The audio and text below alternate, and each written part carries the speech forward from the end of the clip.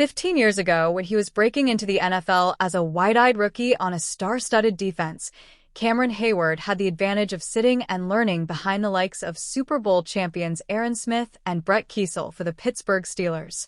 That time on the bench might have been frustrating at times for Hayward, but he learned valuable lessons from his older teammates, which has helped him carve out a Hall of Fame career to this point in the black and gold. Now, he's aiming to return the favor for Steelers' first-round pick Derek Harmon. Appearing on NFL Network's Inside Training Camp Live Sunday from Latrobe with Ian Rappaport and Steve Smith Sr., Hayward spoke about how invested he is in Harmon's development. "I'm responsible for that young man. I was brought in this league by guys taking care of me," Hayward said, according to video via NFL Network. "And so, when I step on that field and I get a chance to talk to M, there's not holding any secrets. I want M to be successful. I want M to have good technique, and then just apply it on as the years keep coming." Though Harmon won't have the luxury to sit and learn like Hayward once did, considering he's in the starting lineup, he has a player who is an open book available to him. During the pre-draft process, Harmon made it clear that Hayward is a player he models his game after and studies. Now that he's his teammate, he'll get to learn the tricks of the trade up close and personal from Hayward. In mandatory minicamp, Harmon spoke about how he was soaking up all the little details possible from Hayward, and now that he's in training camp, that is something Harmon is taking a step further. Though he's focused on adjusting to the speed of the game and fully grasping the Steelers' defensive playbook, he has the ability to be in Hayward's ear, learning anything and everything he can. With Hayward being open and passing along any and all knowledge he can, hopefully it helps keep the tradition strong in Pittsburgh in the trenches defensively, continuing to pass things down from era to era, similar to how Hayward came up.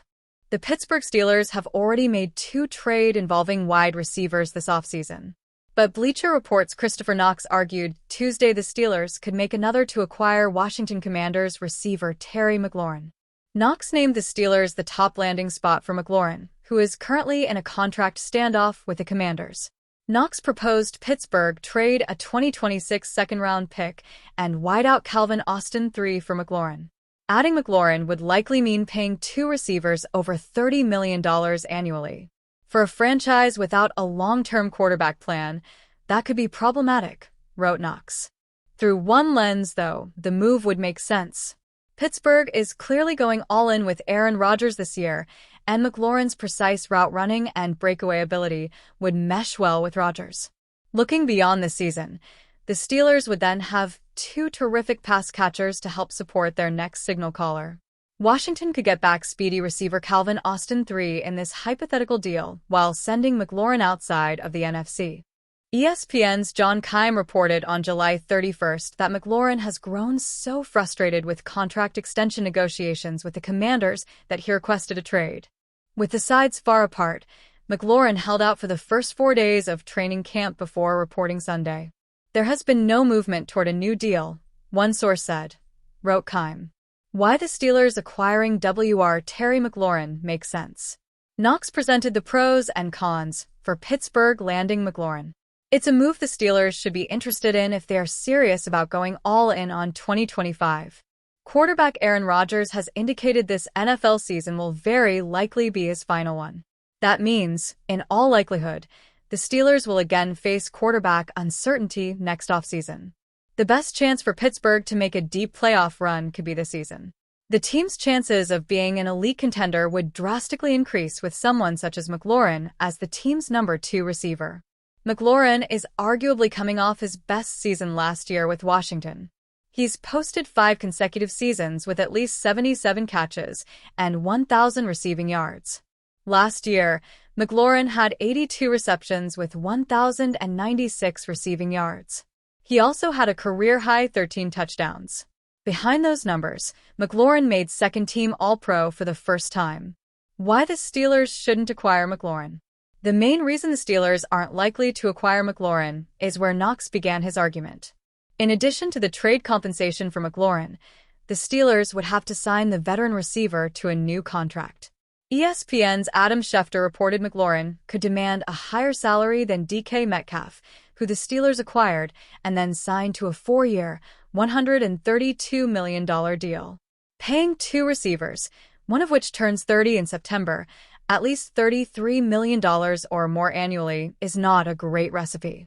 It'd be a disaster team roster-building decision if the Steelers take a couple years to find a competent replacement for Rodgers. In Knox's trade proposal, the Steelers also didn't just give up future draft capital, but also a proven receiver on a rookie deal. Austin doesn't produce at the same level as McLaurin, but Austin experienced his best season with 548 receiving yards and 15.2 yards per catch in 2024. He is also about 4 years younger than McLaurin. The immediate upside McLaurin could provide likely wouldn't exceed what Austin gives the Steelers in the long term on a more affordable contract. Metcalf and Austin are projected to be Pittsburgh's top 2 receivers in 2025. On the team's first preseason depth chart, Robert Woods, Scotty Miller, Roman Wilson, and Ben Skowronek were the second-team and third-team wideouts. Ben Roethlisberger put together a Hall of Fame career with the Pittsburgh Steelers. For 18 seasons, he was their starting quarterback, helping them win 2 Super Bowls. Unfortunately, Roethlisberger's career didn't get a fairy tale ending. In his final season, 2021, the Steelers made the playoffs but got crushed by the Kansas City Chiefs in the first round. Recently, Roethlisberger shared his thoughts on why the Steelers lost that game. Offensively, we just couldn't do much for whatever reason, Roethlisberger said Tuesday on his Footballin' with Ben Roethlisberger podcast. I don't know if we were overwhelmed going into it or what the deal was. I just remember that we struggled early to get going, and they just stayed on the field. They kept converting third downs, and we couldn't. It's what our offense was. We didn't have the ability that last year. We had a line that was maybe a little underprepared, coaching staff that was probably a little underprepared to have us ready for stuff like that. The Steelers lost that game 42-21, with their offense being sluggish for most of the game. The Steelers actually scored first that game, but it came courtesy of a TJ Watt fumble recovery that he ran back for a touchdown. Unfortunately, the Chiefs' offense started to get going after that. Kansas City proceeded to score 35 unanswered points. Roethlisberger is correct that the Steelers' offense couldn't seem to do anything right. They didn't move the ball substantially until the third quarter, and at that point, the Chiefs were taking their foot off the gas. They essentially already had the game under wraps. Roethlisberger places some of the blame for that loss on the Steelers' offensive line and coaching staff. That shouldn't surprise Steelers fans, though. Those were 2 of their biggest areas of concern that season. In that game, the Steelers' starting offensive line consisted of rookie Dan Moore Jr., J.C. Hassanar, Chukwuma Okorafor, Trey Turner, and John Leglue. That's not exactly an all-star group. In fact, it may be one of the Steelers' worst starting offensive line combinations in recent history. Additionally, the team's coaching staff featured some names that seemed to hurt the team more than they helped, specifically on the offensive side. That was Matt Canada's first year as the Steelers' offensive coordinator. There weren't a lot of positive moments during his stint in that role. He wasn't the only name that limited Pittsburgh, though. That year, offensive line coach Adrian Clem left them before the season ended to take up the same position at the University of Oregon. That left assistant offensive line coach Chris Morgan to take over the role with the Steelers, and he also left once the 2021 season ended. Therefore, it's easy to see why Roethlisberger highlights those 2 groups as reasons for the loss. Obviously, it wasn't all on them, but they played critical roles. It was an unfortunate way for Roethlisberger's career to end, although at least he got one last shot in the postseason.